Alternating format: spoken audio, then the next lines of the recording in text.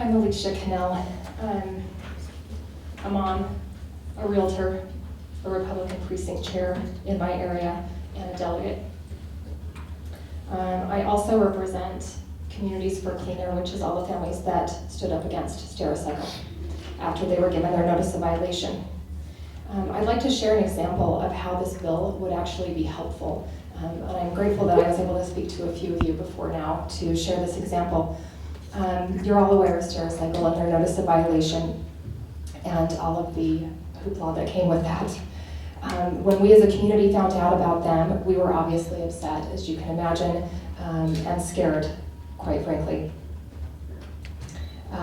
Before all the protests started, we went to all of the other resources that we felt we had. We went to our legislators. We went to the Department of Health.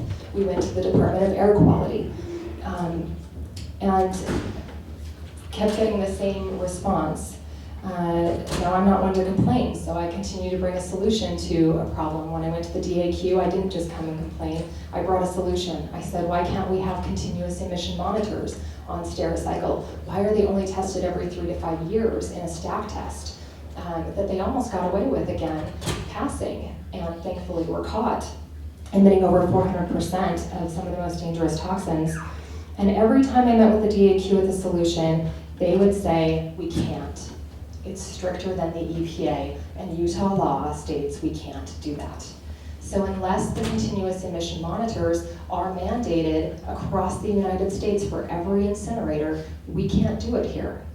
I also brought up the bypass stack. I'm sure you guys have seen video of the black smoke billowing out of their unfiltered bypass stack whenever there's a complication. Some sort of issue comes up, and that is what happens. The bypass stack opens. We understand that has to happen. So the question to the DAQ, well, why can't we put filters on the bypass stack? Why can't, and those do exist, and they are EPA approved. And I came back with the same response. It's stricter than the EPA. Unless they mandate it for every incinerator across the United States, we can't have it here. Well, to me, that takes away our local control. We're bowing to the federal EPA completely by allowing this to be in our law.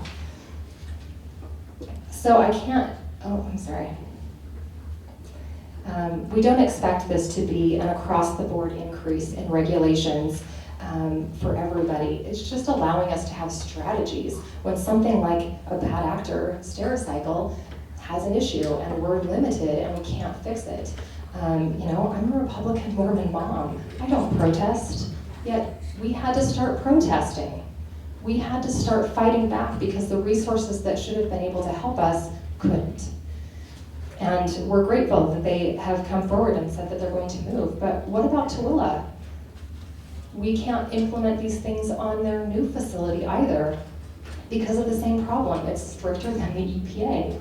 This needs to be fixed. It needs to be changed. And as previously mentioned, there are fail-safes in place. This still has to go through the process. It still has to have public comment. It still has to go through hearings. And the Air Quality Board, which is heavily staffed industry, still has to approve it. It can't just happen. There is still a process that has to go through. We're just allowing us to have more plays in the playbook and more strategies to keep local control and not have to bow to the federal government. Thank you so much. Thank you. Next.